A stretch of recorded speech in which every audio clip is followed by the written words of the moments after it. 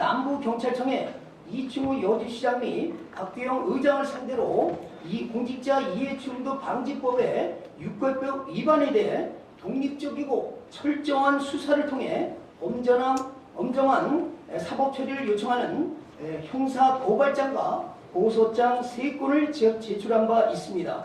오늘 저는 의원으로서 매우 무겁고 비장한 마음과 분에 찬 결단으로 이충우 시장과 박두영 의장 형사고발 및 고소사건 여주시민은 공정과 상식 그리고 진실과 정의에 그것이 알고 싶다라는 제목으로 자유발언하고자 이 자리에 섰습니다.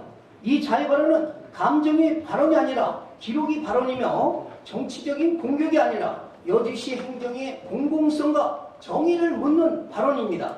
이 제목을 붙이기까지 저는 수없이 고민했습니다. 그러나 더 이상 침묵하는 것이 시민에 대한 배신이자 의회에 대한 직무유기라 판단했기에 오늘 이 발언을 합니다. 저는 지난 3년 6개월 동안 본회의장에서 개사, 회사, 시정 질문답변, 자유발언, 행정사무감사, 그리고 신문 언론보도, 연합뉴스 방송 등을 통해 의원이 할 수 있는 합법적인 수단으로 수십 차례 문제를 제기해왔고 여주시민단체에서도 국민권익위원회 부정부패의 일환으로 신고 조사해달라고 민원 제기한 적이 있습니다. 그 이유는 단 하나입니다.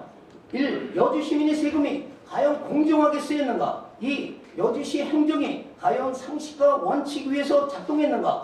3. 지방의회의 정당한 견제와 감시가 왜 형사 고소로 되돌아왔는가? 이것을 끝까지 묻기 위해서였습니다. 오늘 저는 이충우 여주시장과 박두영 의장을 둘러싼 문제를 두 갈래로 나누지 않고 하나의 흐름으로 말씀드리겠습니다. 왜냐하면 이 두 사안은 따로 떨어진 사건이 아니라 결국 하나의 뿌리에서 이어진 사건이기 때문입니다. 그 뿌리는 바로 권력은 책임을 졌는가, 예산은 원칙대로 썼는가, 비판은 왜 여주경찰서에 고소장으로 마무리 했는가 하는 문제입니다. 1. 사건의 내용의 가정과 배경을 설명드리자면, 첫째, 사건의 시작은 불법 식재 의혹이었습니다. 이 사건은 여주 묘곡동 37-1번지 1원 한국농어촌공사가 관리하는 국유지에 과거 10년 내지 20년 전부터 수목 24그루가 사전 허가 절차 없이 불법 식재돼 있어 인근 농작물 피해를 이유로 민원이 진정서 탄원서가 의회 및 국민권익위원회에 지속적으로 제기됐습니다. 둘째, 원상복구 명령 및 이행 지연입니다.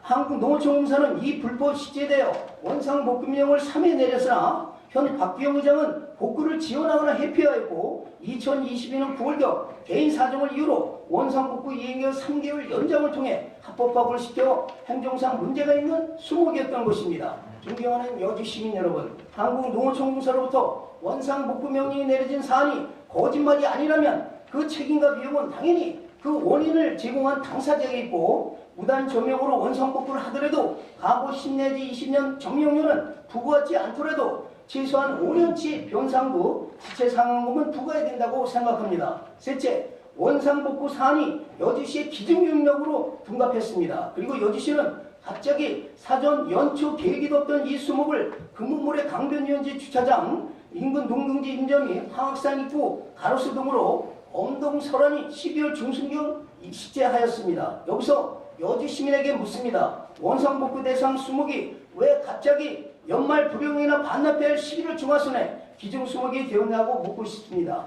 지대청에게 기증을 한다면 당연히 갖춰야 될 서류는 수목 기증서, 무상양여 계약, 기부채납 문서, 공유재산 심의, 관련 부서의 검토 의견, 사적 이해관계니 이해충돌 신고 및 회피, 기피 여부, 공직자윤리법에 따른 윤리 의무와 이익 제공 제한, 지방재정법에 따른 예산의 목적의 집행금지, 사업 목적과 예산 근거 등 이러한 사전 행정문서와 절차가 분명해야 그것이 공적 기증인지 아니면 사적 부담을 공공이 떠나는 것인지 구별할 수가 있습니다. 그런데 제가 지난 3년 6개월 동안 묻고 또 물은 것이 바로 그런 것입니다. 그 절차가 과연 제대로 있었는가? 그 문서가 과연 명확하게 존재하는가? 그 과정이 시민 앞에 투명하게 공개되었는가? 만약 그것이 명확하지 않다면 이 사건은 단순한 수목이식이 아니라 행정 절차 왜곡의 문제가 됩니다. 넷째, 결국 시민의 세금 4,008만 원의 투입, 동절기 12월 중순에 이식시켰습니다. 여주시는 시장님 부지상이 1보가 11월 10일 3천만원, 2보가 22년 11월 17일 4,500만원 등에서 당초 가로수 정비계획이 없었던 사업을 바로 회계가해서 11월 11일 기보관 3천만원이 아닌 11월 17일 보관 4,500만원으로 품위와 발효 연말 불용예산 성격의 예산을 활용하여 긴급히 11월 말경 입찰을 진행 후 공공시비 4,008만원을 운반비 20비 인건비를 집행한 바 있습니다. 또한 낙찰업체가 아닌 하청업체가 대항하여 29 활착 부진 나무로서의 기능이 저하되어 일부 고사가 의심 정황 사후 유지관리 비용이 가다가 증가하는 실정입니다. 이 모든 내용은 언론보도 행정문서 예산 집행자료에 확인됩니다. 여기서 시민들이 던지는 질문은 매우 단순합니다.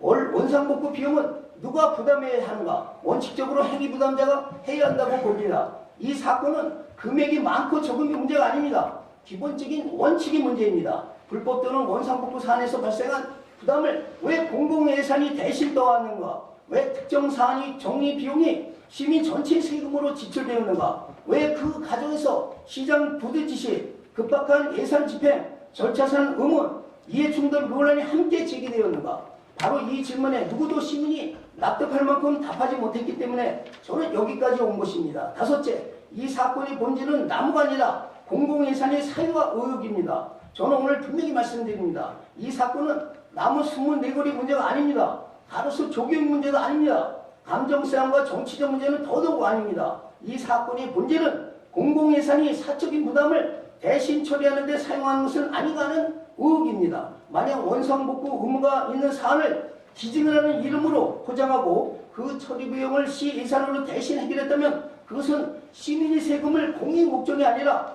특정인이 부담 해소에 사용했다는 것이 됩니다. 그렇다면 이는 단순 행정 편의가 아니라 중대한 공공성 훼손입니다. 그리고 이 시점에서 이충우 시장님의 책임이 등장합니다. 이충우 시장님과 박대영 의장에게 묻습니다.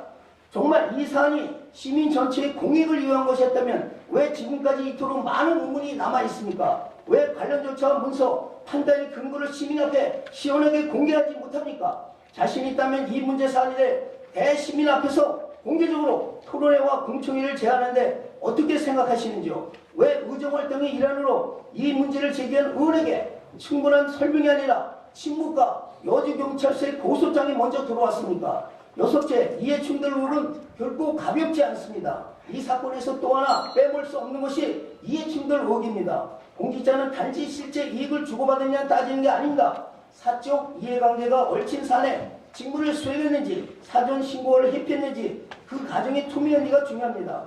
그런데 이번 사안은 특정 인사와 시장 사이의 관계, 경제와 감시 대상의 관계, 정치적인 연관성, 행정 가입의 방식을 볼 때 시민들이 충분히 의심할 만한 구조를 가지고 있습니다. 그렇다면 최소한 이해충돌 검토를 했는가? 사적 이해관계 여부를 따졌는가? 직무 회피와 신고는 있었는가? 이 질문에는 명확한 답을 해야 됩니다. 저는 누구를 단정하게 말한 것이 아닙니다. 하지만 적어도 공직자에 비치는 분이라면 의심받지 않을 의무가 있습니다. 그 의무를 다하지 못했다면 그 자체가 이미 정치적 책임입니다. 일곱째, 저는 이 문제를 의정활동인 시민의 알거리 충족과 사실을 바탕으로 진실을 제기했습니다. 시의원의 본분은 행정을 경제 감시하고 예산을 점검하고 시민의 의혹을 대신 질문한 것입니다. 그래서 저는 시정 질문을 했고 자유발언을 했고 행정사무에서 따졌고 언론인 방송에도 말했습니다. 그런데 돌아온 것은 무엇입니까? 명예훼손 고소였습니다. 박대영 의장은 저를 상대로 허위사실 적시 및 언론 출판을 등한 명예훼손 혐의로 형사고소를 제출했습니다.